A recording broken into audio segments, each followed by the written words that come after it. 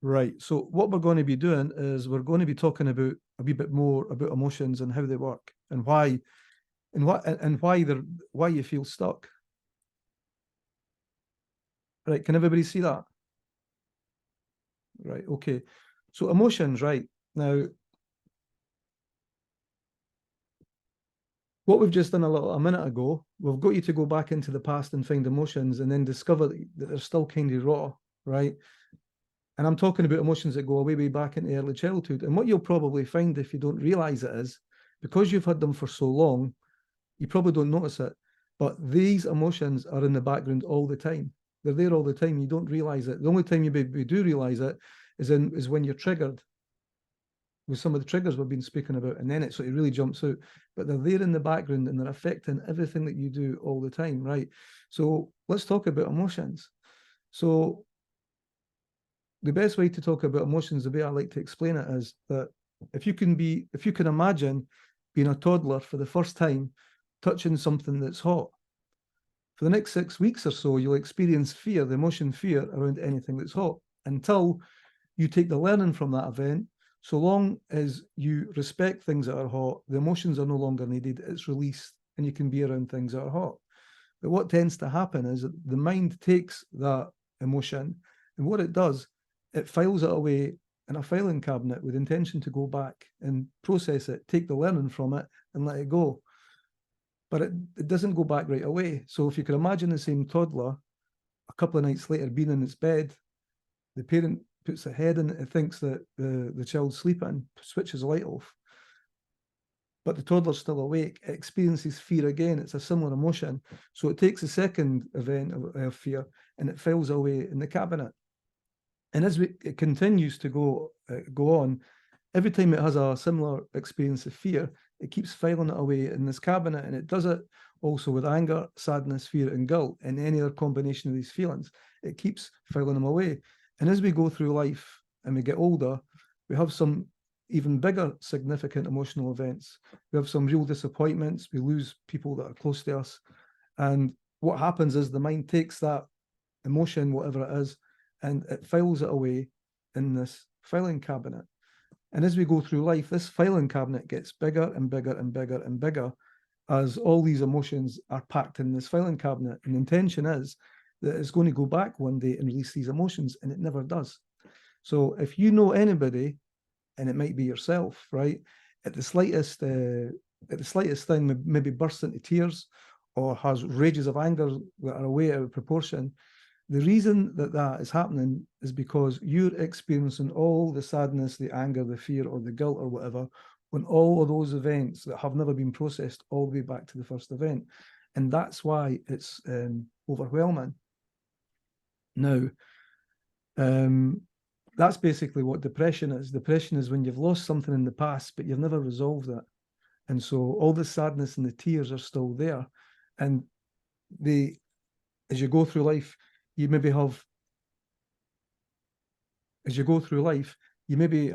a few big events in your life. And what happens is, whatever emotion that you're feeling now and being triggered by, it isn't just one event isolated, it's all these events combined. And so that's why it just gets bigger and bigger as you get older. Now, there's 2 or 3 ways that you normally deal with this. First one, if you go to the GP, as you probably know, you'll be given medication which doesn't work, so we can forget about that. The second one is you can go into counselling or psychotherapy, traditional counselling or psychotherapy. And the theory about psychotherapy and counselling is if you give somebody a supportive environment and you allow them to go back into the past and find out all the reasons as to why they are the way they are, and get a big box of hankies to cry and relive all these emotions, that you release them. But all it does is it adds another layer to the event. It actually gets worse when you're in counselling. If you've ever done counselling, you'll notice that. In fact, when I speak to people who have been in counselling, a lot of people who come in the one-to-one breakthrough sessions, when I speak to them, what I find is that they tell me, well, I think things have got a bit better since I've stopped the counselling. And the reason why it gets a bit better is because that wound is no longer being poked with a stick. So counselling doesn't work, and that's why you can be in counselling for years and still have the same problem. Then the third way you do it, there's all different types of hypnotherapy out there. And there's some good hypnotherapists, there's some bad hypnotherapists. The problem with something like hypnotherapy, anybody can call themselves a hypnotherapist. And there's different schools and different ways of doing it. There's different levels of experience, etc. So it's really hard to find a really good hypnotherapist that can actually do it. And if you're working with a hypnotherapist, what they'll do is they'll probably work on one or two events, release the emotion from that event, release emotion from another event, and then you'll go away, but you'll probably still have a big part of the gestalt. So it never completely releases the problem. If you get a really good hypnotherapist, they might be able to help, but they'll bring you in for sometimes like 5 or 6 weeks or even longer, right? So this is different. The way that we're going to be working here is we're not really interested on we're not interested in all the reasons as to why the way you are. What I'm interested in is the structure. And so what we're going to do in a minute is we're going to get you to think even more deeply about all these different emotional events that you've had in the past. Get them down on paper.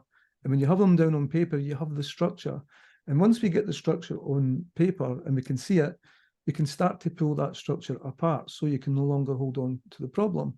Because what you probably don't really realize right now, it takes up a huge amount of energy to hold all these emotions in place all these years for decades.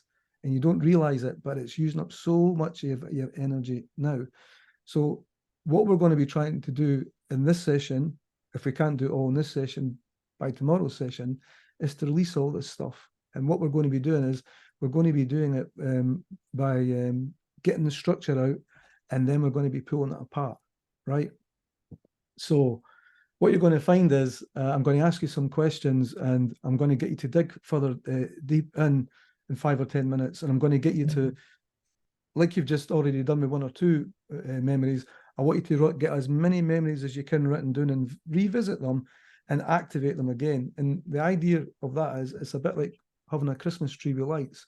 We want to light up all the lights on this Christmas tree, because once we can activate all these things back in your neurology, we can release them really fast. So that's the idea. Right. All right, okay. So if you have a look at this slide here, if you have a look at the bottom left-hand side, a lot of you are probably familiar with that frequency scale, which is quite popular with healers. And is it Dawkins, I think, actually came up with that, right? Now, if you actually look at this frequency scale, the lower frequency and the higher frequency, if you look through them all, if you notice, and people very rarely notice that, right? These energy frequencies, or whatever you want to call them, are just basically emotions. That's all they are, right? And you've got all these different scales, all these different labels. But if you look at the top, anger, sadness, fear, guilt, they're all derivatives of these 4 emotions. These are the four main emotions, right? And these other labels are just meanings that we've attached to these 4 major emotions. And I believe, right, that when we're born, right, we're actually born with enlightenment, peace, and joy and love. These are our default states. That's what I believe, right? But as we go through life, we collect all the negative stuff and it gets buried, if that makes sense. So once we release this stuff, then it's going to be a lot easier for you to be able to sort of connect with your higher purpose, if you like, these higher frequencies. You'll still get frustrated. You'll still get anxious sometimes, but you're not going to be carrying that huge sack of emotions. So it's going to be much easier to move on, right? And also, if you look at the top right-hand side, I've got these big glasses. They're even bigger than Tracy's. And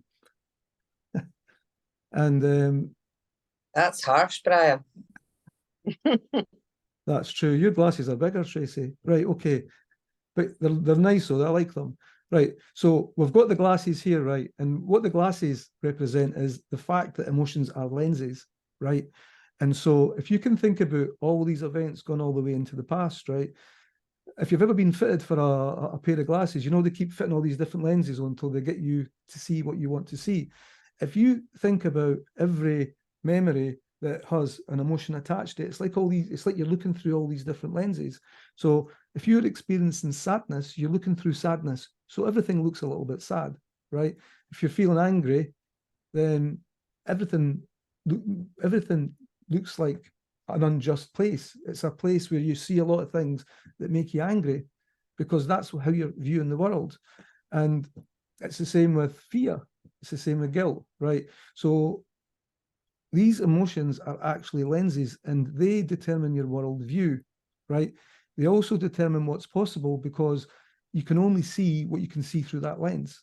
And so if you take it from the point of view of a business person or an entrepreneur, right, you get some people who, you can get two people, for example, right? And these two people can start, they can have the same start, they can have the same resources, they can have the same money, they can have the same education. But what you'll find is one will skyrocket into success while the other one flounders into mediocrity. And that's because they're configured differently. They're actually operating from different lenses. So one person will see opportunities while another person sees nothing but problems and obstacles, right? So when we release this stuff, right, it's going to be easier for you to construct your view of the world in a much more effective way that will actually support where you want to go. And that's the second part. That's programming your future. But the first part is releasing it. And also, if you look at the part underneath it, the mirror principle, right? The mirror principle is all about like attracts like. But if you think about everything that's happening in your life right now, all the results that's happening in your outside life right now, right? That's a mirror of the image that you're creating inside. And what happens is people try to change reflection. You can't change reflection. You can't change things outside you. But what you're actually seeing right now is a reflection of what's going on inside, the image that you're presenting in front of the mirror, right? And so that's why you keep attracting more and more of all the stuff that you don't like. Because if you say to yourself, I hate this, I hate masks, I hate whatever it is, what the world will do, it will just give you more and more masks to hate, and it'll trigger the hate, if that makes sense. If you look at all the things that you really want and all the things that you really lack, the world's going to reflect back to you all the things that you lack, right? And if you really feel you lack something, again, it's just another emotion, it's just another frequency, right? So what you want to do, and this is what you've heard me talk about in my other talks, about the agenda and the media and all that stuff. If you're always looking at the media and all the things that you don't want, you're going to generate more of it. You're going to find more of it, and you're going to create more of it in your own life as well, right? So the way to work with the mirror principle is you ignore everything that's happening in your life right now, right? Whether it's the money you've got in the bank, or whether it's the results you're getting in relationships, or whatever it is, you just ignore it. And what you do is you turn your back on it and you create an image of the way you want things to be, or you start to notice the good things. You only focus on the good things that you want, and you create an image inside, and you hold on to that image. And through time, it takes time, what will happen is the world will start to develop, start to deliver a different set of results. Instead of you trying to change the reflection, you change the thing that's creating the reflection, right? And so this process here, by removing all these negative emotions, will enable you to do that much more easily. Because one of the things that you see on YouTube and all these different kind of gurus that are there, people like, is it Joe Dispenza, and all these people that talk about visualizing over and over and over again, the reason why that doesn't work for a lot of people is because they have all this emotional, all these unresolved negative emotions, and until you release that, until you get rid of that, it won't change. So I don't know if that makes sense.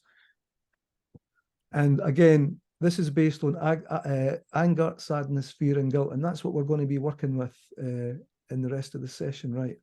So I'm just going to switch this off right now.